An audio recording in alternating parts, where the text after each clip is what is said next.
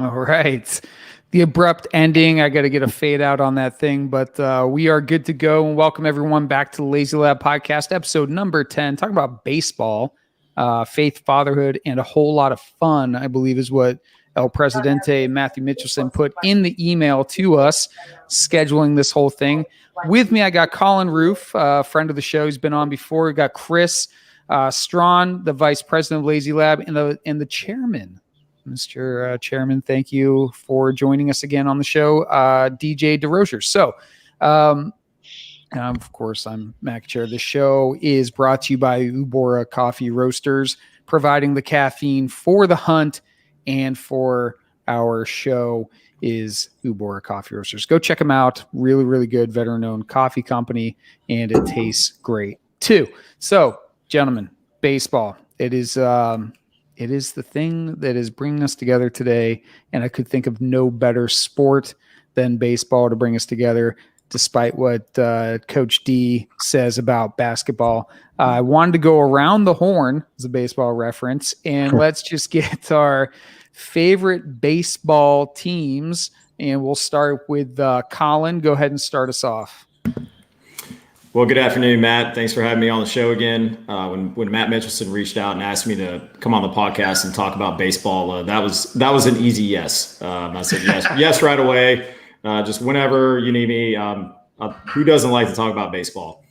So for those that don't know me, I'm Collin Roof. Recently retired from the Navy, 20 years back in April, and I have a lot of free time to coach baseball. It's a good thing because when we wrapped up our rec season, I coach 8U with my oldest son. And, he was selected for All-Stars. I got selected to be the head coach of that team. So we formed up an All-Star team and then competed in the, they call it the Cal Ripken Tournament Trail. So districts and state. One district, runner-up at state, had a pretty good run. We're doing another travel ball tournament this weekend to really wrap it up for the season. So we're excited for that. Been coaching baseball for 2 years. I started 7U last year. Did All-Stars there, and then 8U again this year. Truth be told, I'm actually a tennis player. I don't know a whole lot about baseball, but somehow I found myself involved in coaching baseball. I don't know how I ended up here, but I absolutely love it. I cannot see myself not coaching baseball at this point. So good thing I've got a younger son because he's starting to come up, and now I'm going to be able to start getting involved in potentially coaching 2 teams at once. So there you go. I got plenty of free time for that now. Good luck with that. Right?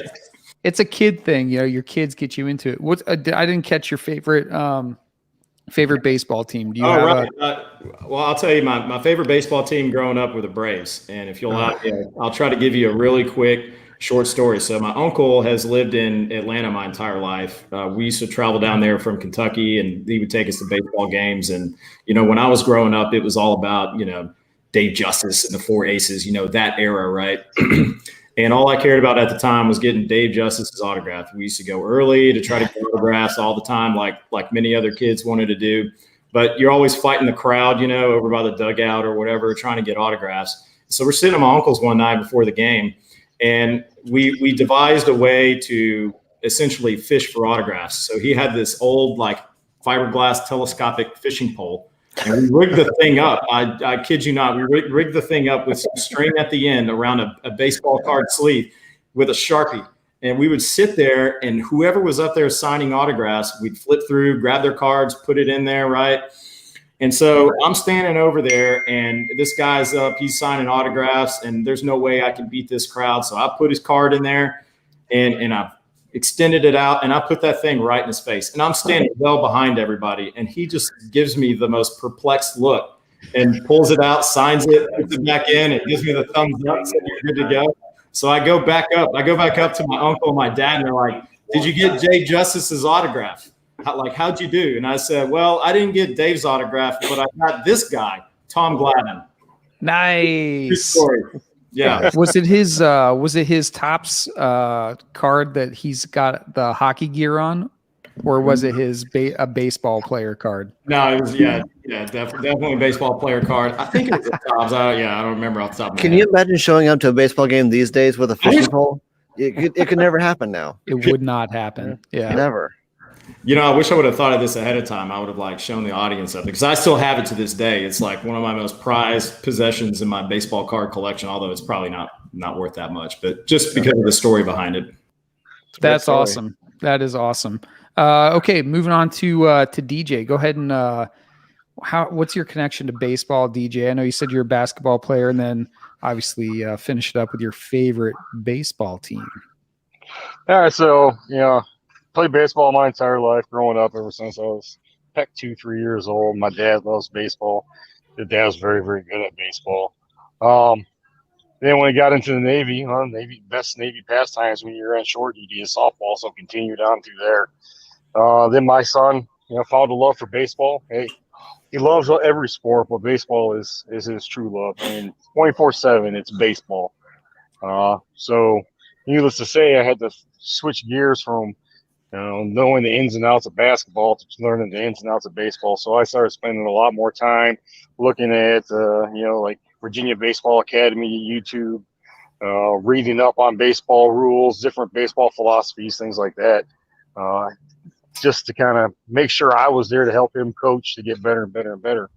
And as he progressed and went through rec ball, got out of rec ball at about 10 years old and got into the travel ball circuit.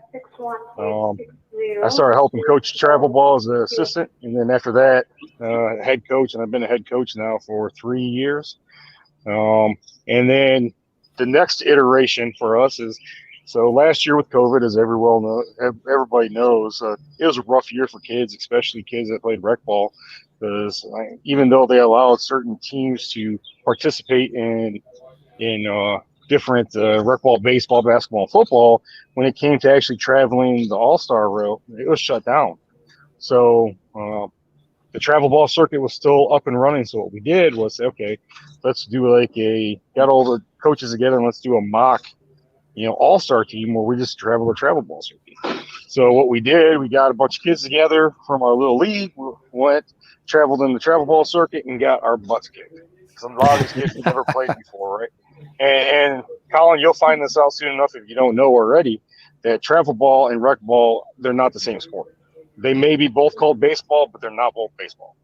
So you fast forward, a couple of those kids left that team. We stayed together. Funny enough, we call ourselves the Wreckers right here, W Wreckers. Because rec baseball, we're a bunch of rec kids, Wreckers. So that's kind of a little play on words there. So fast forward, we talked to a bunch of the parents. A lot of the kids said, hey, do we want to keep this up? It was an overwhelming yes, we definitely want to keep moving forward with this. So we said, okay, what do we want to do? How do we want our fundamentals of the program to look?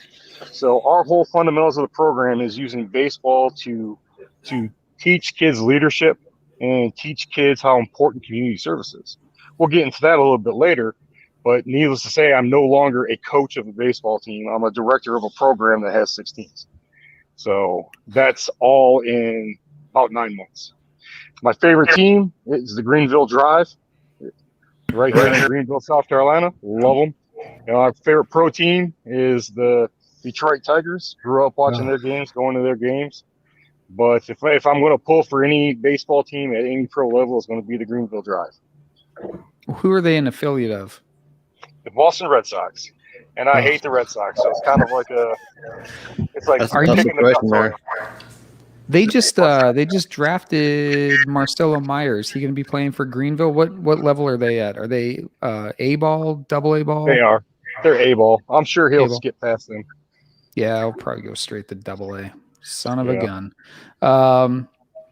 Okay, so thank you, DJ. Going on to Chris. So Chris Straughn, go ahead. I know we were just in California together, my friend. So it's good to see you again. Tell us a little bit about we talked about baseball while we were out there. A little bit. I'm excited to hear for the audience about your baseball background.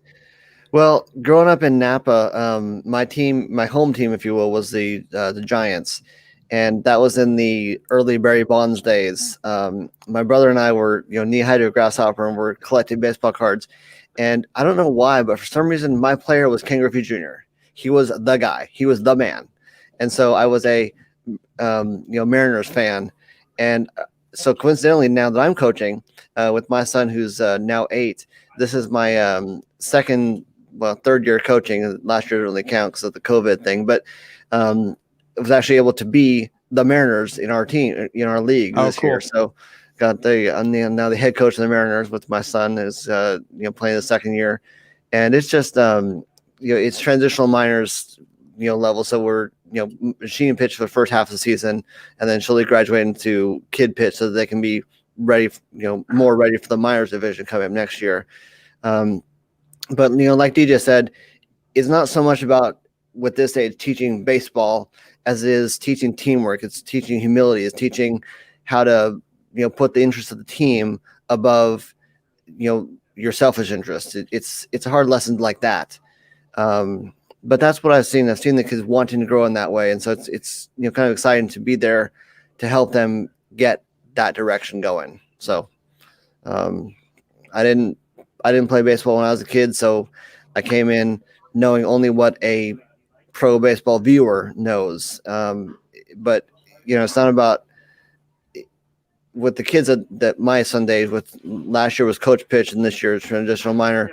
It isn't so much about baseball skills as it is just people skills and teamwork skills. So hopefully I'll learn as I continue my coaching career, if you will. Awesome. I will give just a brief introduction to my history of baseball in my life. It has always been part of my life. I started playing baseball probably as soon as I could stand up, and I played all the way through high school and into college. It is something I have coached. It's something I teach my son how to do. You can probably see him in the background there. He's helping out with some yard work.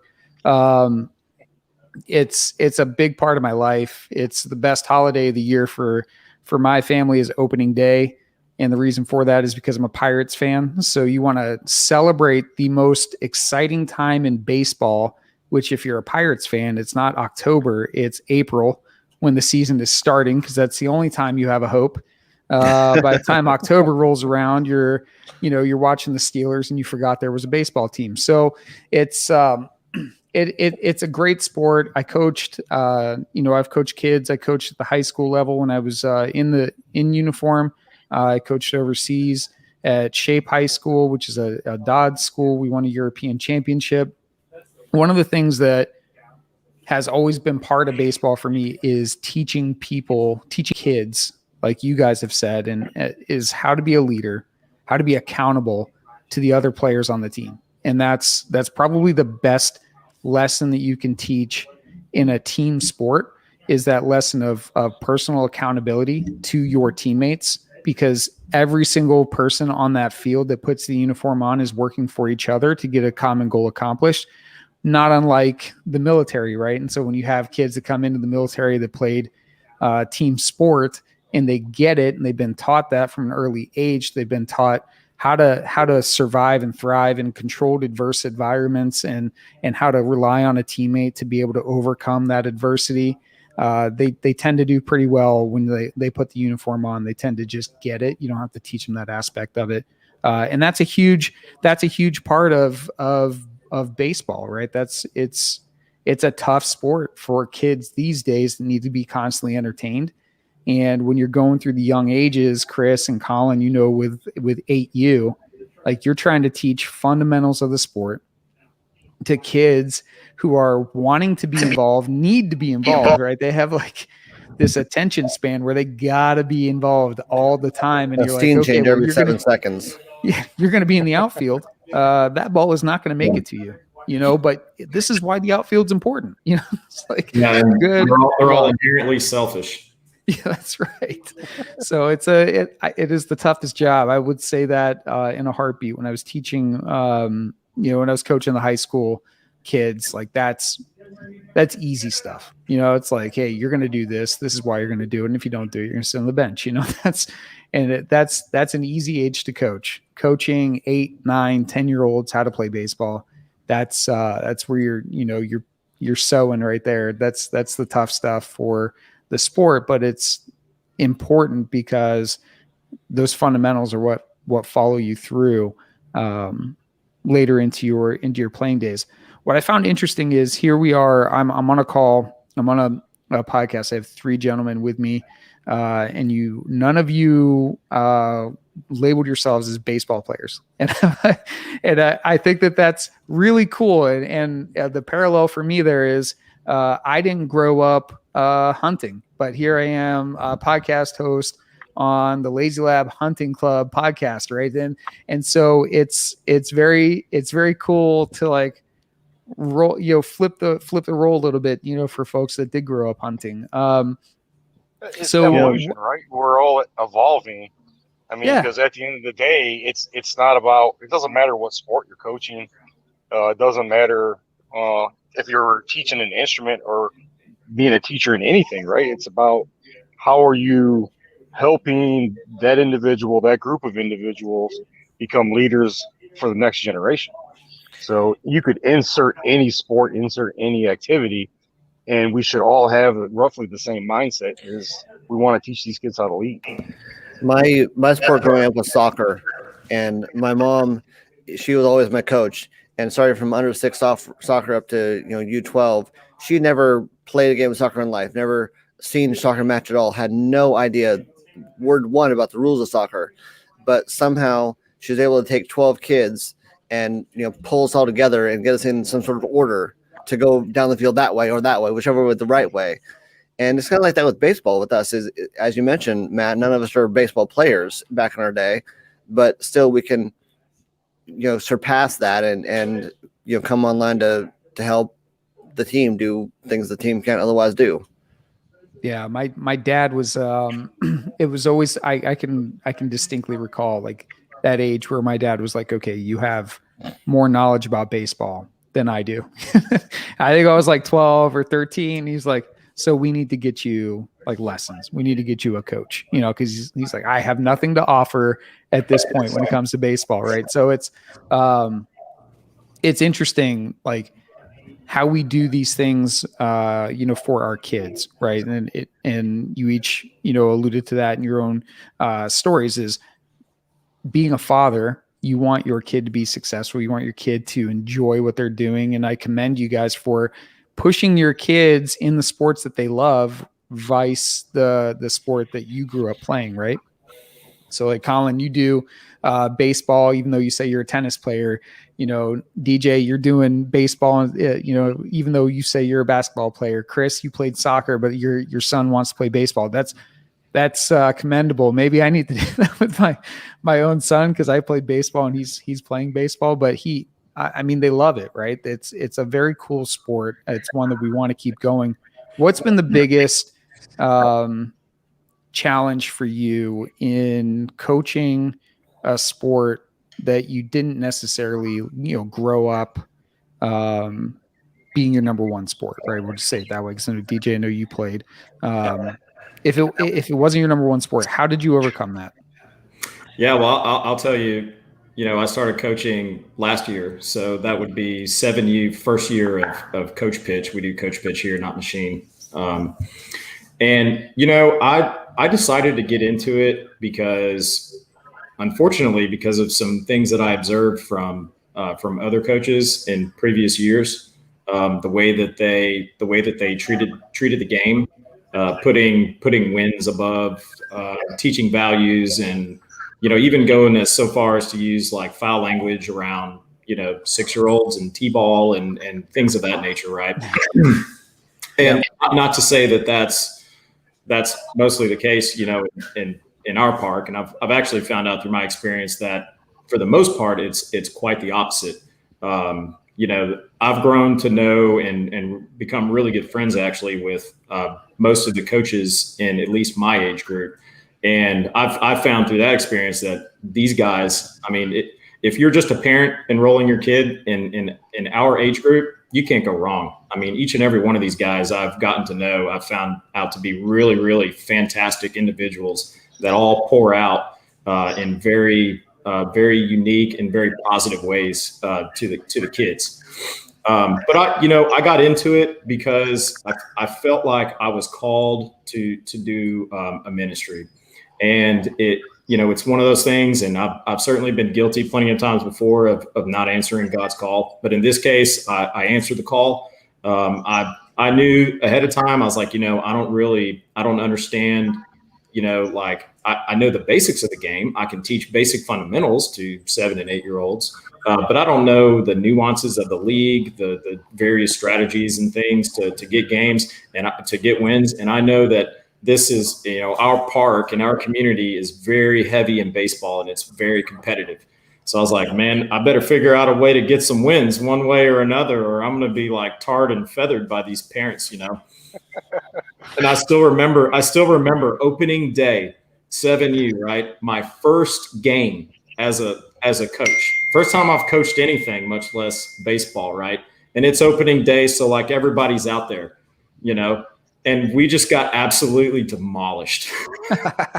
I think we scored like 1 run or something like that. And I was like, oh boy. I was like, what have I gotten myself into? It's going to be a rough season, and it turned out quite positive in the end. You figure things out along the way. But one thing I tried to maintain with the kids was to be absolutely intentional about what my objective was. And my objective was simple. Number one, to teach a love of the game, but to love each and every one of the boys on my team, to truly love them, and to love them, meaning to pour out on them, to teach them values. And if you think about it, winning can be a value, but if it's taught under the right context. I've never believed that you had to sacrifice values for competitiveness. Like, they can absolutely coexist in the same space. And so that's what I've tried to do, is to teach the boys the importance of being competitive, but to do it under the context of, good moral values, right? Sportsmanship, teamwork, and respect. Always pick three kind of three key words, here's a Navy rep, core values, right? Yeah. There's 3 core values, something that I drill into them each and every day. Okay.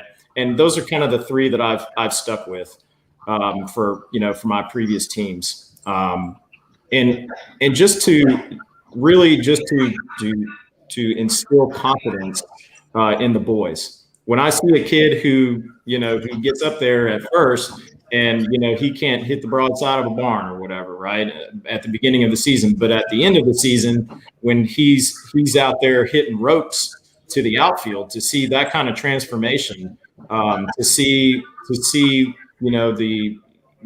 fruits of that labor come out of them is really one of the most rewarding things. Let's talk about values real quick. So just a few weeks ago, I had my all-star team. We were competing in Mobile at the Alabama State Tournament, right? And we just finished our 4th pool play game. And it was, we were doing really, really well. And this particular team, we had a pretty decisive win against them, right? And so we're having our little post-game chat. And a really nice mom from the other team, she came over to compliment us, but it wasn't like our win and our skill that she was complimenting us on. She went on to talk about what gracious sportsmen the kids were, and how they were so nice and respectful to the players on the other team, and to see that. To see her go to the trouble to go over there and tell us that, that was like my just really, really true sign that, what I was called to do is actually happening, and at the state level, so I will never forget that moment. That's very cool. We went on, we got runner up in the tournament. We had a really great run. We got a couple rings in the process, but that moment right there, I absolutely will never forget, because we taught kids how to be competitive, but how to be gracious sportsmen at the same time. That's an important value, right? They're going to have their whole lives of competing and being thrown into adversity in those moments, and how they handle themselves and carry themselves in those moments will define their character and how the world views them, right? And that's something that you get from sport, all right? It's something you get when it's taught the right way. I think that, if you look at, an even bigger picture, I think our country is suffering from a deficit of good and honorable men that lead from a place of love. And I think it's on us to raise that generation up. And there's no better place to do that, especially at the youth level, than sports. Sure. 100% agree with you. And if you're teaching young men to be compassionate, to be empathetic, to be leaders, to be understanding of those around them, and to care about people just at a basic human level, hey, I'm going to teach you you're going to love everyone. You're not going to go wrong, right? You're going to teach a great a group of individual boys to grow up and to be men that are worth following, right? And that's the biggest thing that you need to be able to do as a coach, as a teacher, as a father, is to be able to set that example, set that tone. Yeah, I mean, we teach our kids to fight hard, to win baseball games, and my hope is they'll grow up learning the values along the way, so that when they grow up as men, they'll have the courage to fight for things that are difficult to fight for things of a good cause. Yeah. And that's the thing, right? So like we teach the kids the morals, and we're talking about the leadership, the personal responsibility, compassion, right? The teamwork. You teach kids those first, and you make those the building blocks of your program. Guess what? The wins come. There's no way the wins don't come, because all those key attributes, they lead to better baseball players. When you take this approach that I'm going to win at all costs, I don't care what it takes, and you don't teach leadership, responsibility, compassion, teamwork, and a plethora of other attributes, that doesn't necessarily equate to wins, and it doesn't equate to better leaders in the future. So, Collin's 100% right. You start with those as building blocks. Yeah. You go in. It doesn't matter how much you know of the game. You start there, and you build from that aspect. Yeah, and I think that's why it's easy for guys like us to come in at at that age level, and be good coaches, because this is the time where the focus, not that the focus is ever off of values, but this is the time when the focus should be almost 100% on values. There's plenty of time to get into the tactical and strategic aspects of baseball, but anybody can teach basic fundamentals so that 7 and 8 year olds can play a game of baseball. The values are what matters the most right now. And they have to learn how to be coachable first. There's another aspect to that too that carries into the older age as well. As you want to, as a coach, I think it's really important to kind of take an active role in getting them to be good citizens, good value holders, but also like good students is another thing, right? So the student athlete becomes a really big deal. And one of the things that I really, when I was coaching at the high school level, was really impressing upon the kids is you're going to be a good student athlete, and student comes first. And that's how I was taught as well, as like student athlete, student comes first. It's a very important lesson to learn, but it was one that I think drives home the values, right? Is you're gonna respect your parents, you're gonna respect your teachers, and that's going to translate to respect of your teammates and your coaches on the baseball field. And it's got to be a whole person approach to the kids that you coach. We always took the approach of I called it mullet baseball, right? Because we're gonna be business on the field, but we're gonna have fun doing it, right? And our opponents may not see us having fun, but when that game is over and you get to the back end of that game, we're gonna have a good time as we flowing locks out the back. So I used to call it mullet baseball all the time. So much so that my kids got T-shirts made for like under the uniforms that said mullet baseball on them. And they really like adopted that mindset, but they went about things really as like in a business like way. And it bled over into everything else. And so when I'm talking about like being a student athlete, it bled over into they were holding each other accountable in the classroom, in the hallways, the way they dealt with kids their age, and like staying away from the partying and stuff like that. They were doing it at home. Parents coming up saying they're more respectful. I can't believe his room is clean, that kind of stuff. We went out on the road for the European Championships, and we stayed at an Army installation. They opened up a barracks building for all the teams. And I got a note back from the gentleman that ran that barracks in that tournament saying that he couldn't believe the state and the condition in which we left our rooms. Not bad, huh?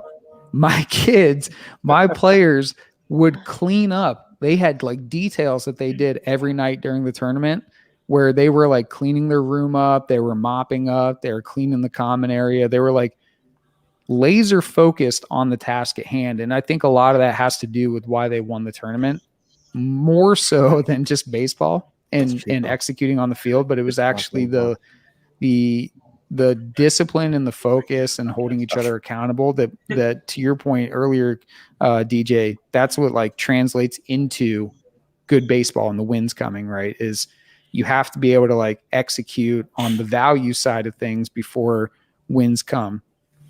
Unless you're a Patriots football player, then you throw values out the window and wins still come. But hey, now that Tom Brady's with Tampa Bay, I completely agree with you. So it's a fun sport though, baseball. So what's your favorite? We'll switch gears a little bit. What's your favorite position on the baseball field? I'm gonna have to say mine is definitely playing it back in the day. I was a first baseman. I love first base. My son loves pitching. I love coaching pitching because it's amazing how if just your lower body's off by a little bit, how it translates in throwing balls and strikes. If you open your hip just a quarter inch, causes your shoulders to rotate slightly, which causes you to go off. So there's a lot of kinetic, or what's it called? Kinesiology. I can't pronounce kinesiology. There we go. I'm not a doctor. So anyway, it's really interesting, and I use that with the kids to kind of use it as a teaching and saying, hey, it doesn't matter what you do in life. If you do this, take a shortcut, this one little thing over here, just like pitching, it affects this, which affects this, which affects this, which is a difference between throwing a strike and throwing a ball. So it's attention to detail, and it's also understanding who you are and your body, and when you're getting tired, and what adjustments you have to make. And plus, heck, you touch the ball every single time. I mean, you're constantly in. So the selfish portion that we were talking about earlier, I mean, it's great. Chris, I wanted to get your opinion on speaking of pitching. You said your league does machine pitch for the first half of the season, right? And it's transitional minors. Yeah. So for the audience, like if you're not smart on baseball, there's a pitching machine on the mound, and that's what's thrown to the kids for the first half of the season. What is the premise behind that? And I'd love to hear your opinion on it. I'm of the thought that early in baseball development years, it should be about getting kids hacks and letting them swing and try to make contact with the ball versus trying to watch, an 8-year-old or a 9-year-old throw strikes. That's very difficult, right? We start TM transitional minors at 8-7 in our division, in our league, and you can't give a 7-year-old, a baseball to throw 60 feet or 45 feet to the plate and hope for strikes at all. It's not going to happen. And so they needed some time to develop that muscle and that ability, but you don't want to hamper the whole rest of the team in letting nobody get any hits if you've got a guy that can't pitch. So the idea is let's do 8 games of the pitcher being there on the mound next to the machine so they can make plays, but let the machine do the pitching to get the kids hitting the ball out to the field and doing some running. So it just seems like a better idea than, it's just like the idea of coach pitch. Right. But the coach pitch is slower and easier to hit. It's too easy to hit for the 7, 8, 9-year-olds. So when you get 7, 8, 9, you got the machine throwing balls at you 35 miles an hour to let you get some real hits. Yeah. jumping back to a prior question that Colin got to talk about that I'd like to also talk about. I've been a Christian for 30-ish years, but to be honest with you, I didn't feel called by God to be a baseball coach, but I did feel called to be a father. And my trouble is with my work. I mean, my real job, quote unquote. I have a tendency to be a workaholic, that there's always something I can be doing for work and making the all important dollar. And so it's hard for me to pull myself away from that and spend time with my son and my daughter, 8 and 6. And so I figured being a coach for the baseball necessitates that I fulfill my obligation as coaching to, in a sense, force my hand and make me be a better father. And I've definitely found that the baseball allows me a connection with my son that I haven't had, prior to this. And now I get to be knowledgeable to him in a different area, and to help him, make his friends. And I'm hoping that something similar happens with my daughter when she decides she wants to play baseball or soccer or whatever she wants to play. I'll do the same thing for that sport. Like Colin said, coach from 2 teams at once if I need to. So that's kind of what pulled me into the baseball realm. And, with as far as the things that have been difficult to teach,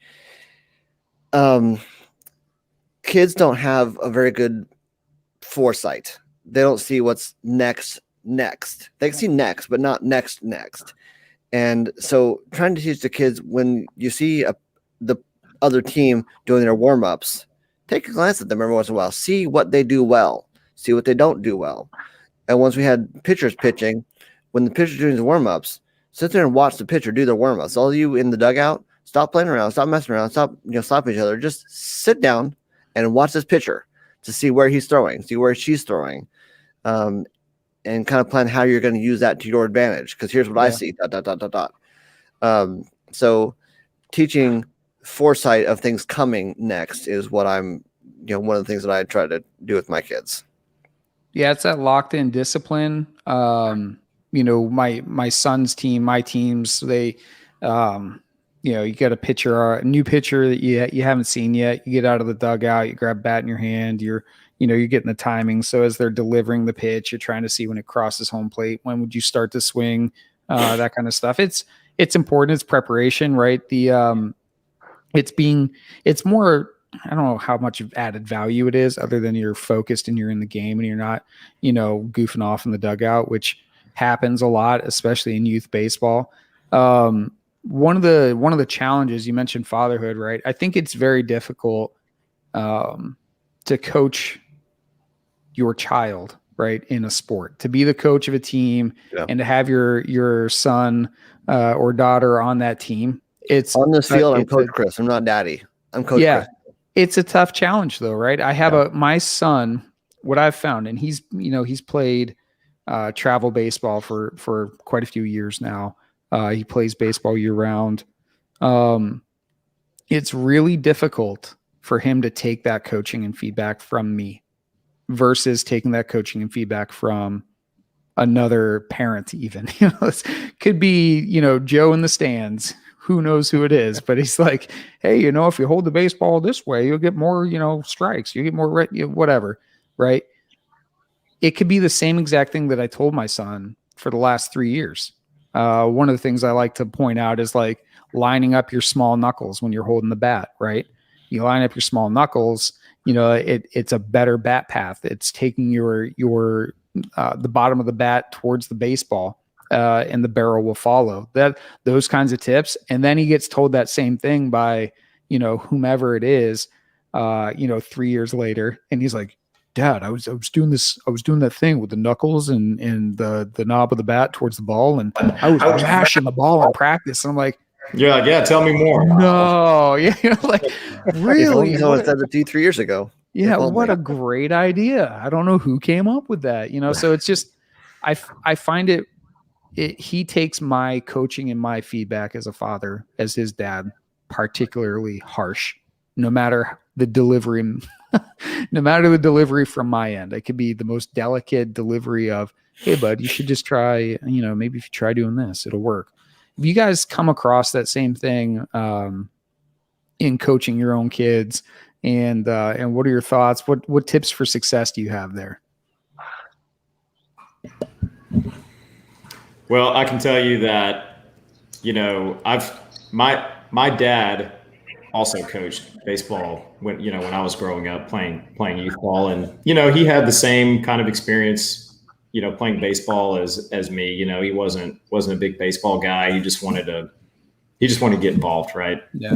And he said that I was so hard-headed with him. I wouldn't hardly listen to anything he said. I only listened to the other coaches. And he also added that, we did coach pitch, when I was growing up, and he was the pitcher for our team. And he said that the only kid that he hit on the team was me. So it was no wonder why I never wanted him to pitch. When I was up, I always preferred our other coach. But I've had a lot of talks with my son, and I'd say that there are some things I feel like he's done really well with. I've tried to make sure that he understands that when he's on a baseball team that I'm coaching, he'll always be my son, and nothing will ever change that. But when we're out there on the field together, he's a member of a team. Yeah.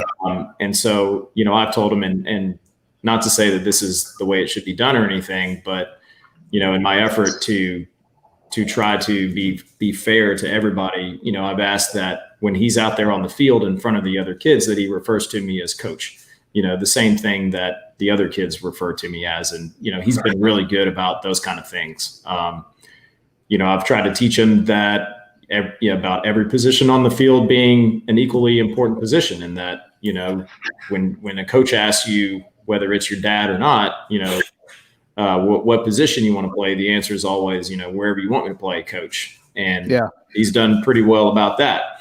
But when it comes time for drilling, when it comes time for, teaching mechanics and fundamentals and stuff like that, all the things that I've tried to learn through watching YouTube videos and things,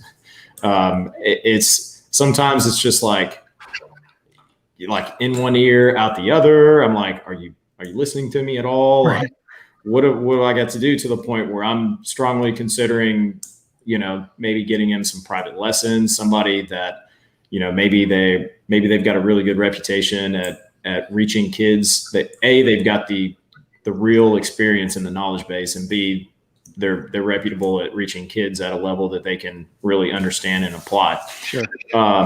I guess to answer your question, I don't know if I really have any advice. I think honestly, I'm still trying to figure that out right now. Yeah.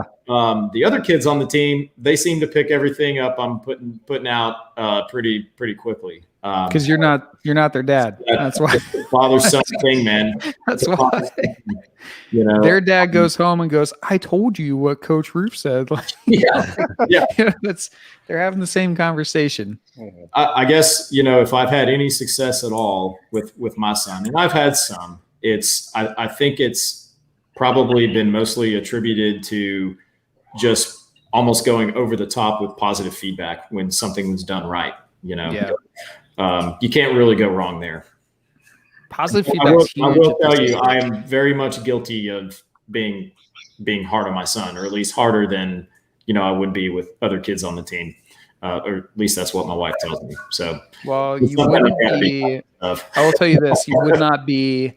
You would not be dad if that wasn't the case. It just is our nature to be tougher on our sons than we would on someone else's, right? And that's just the way it is. You want them to be successful, and you want them to grow up to share your values and share your views on the world, and that's why we are so tough on our kids, right?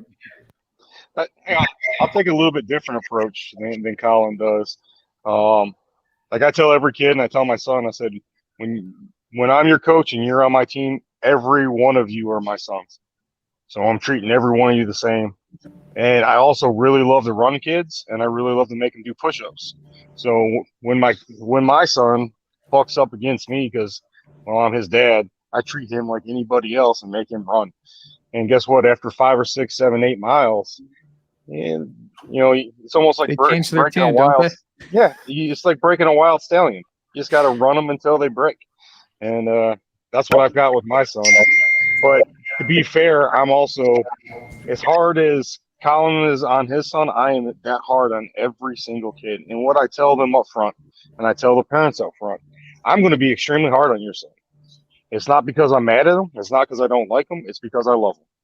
I said, because I would want my coach to be this hard on me and driving the values and driving the work ethic necessary to be not only good baseball players, but being successful in life. Yeah. So if you have thin skin, this isn't the place for you. Wrong team. Wrong team. If you realize that I'm going to be hard on you, and it's coming from a place of love, not coming from a place of anger or disappointment, then guess what? We're going to get a lot better together. And another thing that I do that I think helps with that is, coaches tend to forget that they're just like a player in the team. Everybody has a role, right? A team is all the players, and the coaches is the team. So when we hand out team punishments, the assistant coaches, the coaches, even I make the parents that help, they all do the punishment as well. Because guess what? We are one team. So if I give my kids 2 laps, the parents are doing them. Everybody's doing them. So I love that. Never thought of that. Wow. I don't know what happened to me if I got my parents out there running laps. That'll help me lose a couple pounds, I think. I like that. Yeah, I mean, they don't like it, but you know what? I mean, what's that teaching? What's that teaching the kids? Yeah, it's okay for us to punish you and make you do this, but we're not willing to do it because we're older and adults. No, we're one team. We're together. We're one family. We do everything as equals. I mean, because coaches and the players, as weird as it may sound, we're equals, right? And we got to approach it with the humility that even at an 8-year-old or a 14-year-old, we're on the baseball field, we're equals trying to accomplish one goal, and that's to help create the best leaders of tomorrow possible. Sure. So, yeah, I used to run the high school kids constantly. It would be they'd run poles, right? So you go from foul pole to foul pole. Like, all right, get after it. Like, I'm not. And I want to tell you a really quick story. Last tournament our kids were in, they showed up lethargic. They didn't want to play. We played the best team in the state, and they scored 7 runs on us in the first inning, and we lost 9-3 after that. And we should have beat them, but we came out lethargic, came out with a defeatist mentality, and then the next day we lost to the worst team in the state 9-3 that has never won a game. So needless to say, my kids had, at that point, they had 540 push-ups they owed me for next week. And like I said, we do push-ups with them, and I'm just going, oh my gosh. I said, I'm too old for this. I ain't going to be able to recover. So I was like, how do I get out of this? But you still look like I'm holding them to a standard. I said, all right, guys, if we make it to the championship game tomorrow, I'll tell you what, it's double or nothing. Either we do 1,000 push-ups or we do none. And I'm looking at the schedule going, okay, I think we can make it. So, and we ended up making it. I was thankful because this old roll the dice, DJ. That's right. My 8-year-olds do 500 push-ups this week. We'll see how it goes. Well, these kids are 12. They're a little older, a little more mature, but. So I want to be mindful of time. There was one more question that I wanted to sneak in for the show. So obviously, baseball is steeped in the tradition of the country of the United States. It's the pastime, right? And with that, there is some Hollywood remakes of baseball and what that looks like. So I want to ask you your favorite baseball movie and why it's your favorite baseball movie. And there's plenty of them out there to choose from. Feel free to go. Whoever wants to go first. Let me take that. I'm going all the way back to Kevin Costner and Field of Dreams. Yeah, you like that, Matt? The reason I like it is because I feel like Field of Dreams is about a guy who listened to God and the calling, right? And despite people telling him he's crazy, he still went through with it. Yeah, no, I like how the Costner character, like I said, faced the weirdness and faced the idea of what on earth am I thinking now? and doing what he felt he had to do, and then getting the incredible rewards for that. It's a good message. It was a good movie. It was good acting, and it's just a fun idea. So Field of Dreams gets my vote. Great movie. Who's next? I'll go. I hate to pick like the easy answer here, but Sandlot. and let me tell you why. In today's age of just a growing level of competitiveness, which you can see this in any sport, but definitely in baseball, and with that comes just more and more involvement. At the adult level, more pushing, more being, I think, sometimes you end up with kids growing up that just get burnt out. Yeah. And I think Sandlot is just a nice reminder that, this is meant to be a fun game. This is meant to be a fun game that kids just have a passion for, that just love to play, to just play. And it's just a great movie. It's a nice reminder. It's an awesome movie. I love The Sandlot. Probably seen it 4 billion times. Yeah. Speaking of it's the childish game, right? It's a kid's game. If you watch the Home Run Derby or the All-Star game, Chris Bryant was out in the outfield, and they were talking about trade possibility, talking about how he hasn't had a chance to play third base, which is his natural position, but he's been all over, and just talking about some of the things we talked about now is like, I'm going to do whatever the team needs me to do. I'm going to be the guy in the clubhouse that's willing to raise his hand and go out there and play wherever so that the team can be better. And he also said he's just trying to be a kid and enjoy the game and just, continue to be a kid out here playing a game of baseball, which he loves, and so I thought that was really cool. He gave advice to all kids, just saying, play wherever. If coach needs you to play center field, go play center field and go try to figure out how to be the best center fielder you can possibly be, but just be open to playing any position. Don't get locked into one. Yeah, it's funny because my first practice with the All-Star team this season, first thing I did was, we got together and I said, okay, now each and every one of you guys go run out to the position that you normally played during the rec ball season. And what do you think I got? Shortstop.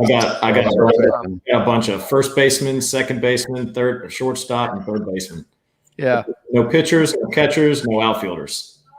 Right? And that was like the biggest hurdle to overcome was that, the 3 or 4 first basemen that I had on my team, really only one of them could be a first baseman. We had to get our positions dialed in and get ready for tournament play, and that was the biggest hurdle to try to teach these kids that, hey, you're in outfield because you've got a great glove and you're fast, so you can cover ground quickly. You're actually going to be one of the most critical positions out there because everybody ropes the ball in All-Stars. Everybody does. Yeah. The outfield is what wins the games, and that's exactly what happened. I mean, we had a very strong. I wouldn't say that we had the strongest offense on the team. We didn't, comparatively to other teams, we weren't scoring quite as many, but we weren't giving up hardly any runs, and that's because we were robbing balls out of the sky left and right. Do you know the tennis ball drill for outfielders? Are you familiar with this one? So basically, like, younger kids, they have a hard time judging the ball, reading it, how to get under it so that they're in position to make the catch. So if you take like a tennis ball or like a squishy ball, like a stress ball, and you throw it up in the air and you have them get under it, it's a fun drill for kids. You have them get under it and the whole point is they're trying to let it hit them in the top of the head. So you throw the ball up in the air, they shuffle around, they're judging it, and they try to hit themselves on the top of the head with the ball. It teaches them to position themselves underneath with the idea that if that were a baseball, you would have your glove on and you would catch the ball with the glove, right? I literally just wrote that down. Thanks. Yeah. It's a great drill for like 8, 9, 10 years old, because that is like a very, very difficult skill to learn at that age, right? Their brain's still developing. They're still getting their coordination and everything. So it's hard to, you think about the calculus that's going on as a human, like in your brain, to be able to see a ball hit off a bat, moving object, turned around, reversed, And then to be able to judge the trajectory, to know where that's going to come down and put yourself in position to catch it. There's a lot of math that's going on that your brain's doing automatically. You're just not there yet as a kid. So this helps like fine tune that and hone it in. So they start do you do to learn how that to from do standing math. back on the edge of the grass for the kids, or do you do that all the way from the plate? Well, the great part about that is you can do it anywhere, right? You can do that in a parking lot. You can do it in a gymnasium. You can do it in the infield. You can do it in the grass, like wherever you don't need much space, like 20 feet, and just all you're doing is throwing that ball up in the air and letting them get themselves under it. So you start small, start a small distance, just like warming up, but then you can expand that distance out. I wouldn't go too far because, the velocity of the ball starts to pick up. Kids coming home with knots on top of their heads if you get too far away. But yeah, short distance, you'd be fine. It's a great drill. And the kids love it too because it's hilarious. They think it's fun. All right, DJ, you owe us a movie. I'm going to give you a movie, and then I want to put a plug in real quick, if that's okay. Yeah. All right, movie. So first off, Sandlot's in my top 5 favorite movies of all time. Love that movie. But my favorite baseball movie is A League of Their Own. I absolutely love that as a baseball movie, and I use quotes from that with my kids all the time. Like, there's no crying in baseball. I probably say that more than baseball. Yep. Is that when they're on their like 200th push-up? That's right. There's no crying in baseball. 201, 202. But hey, to all the veterans out there watching,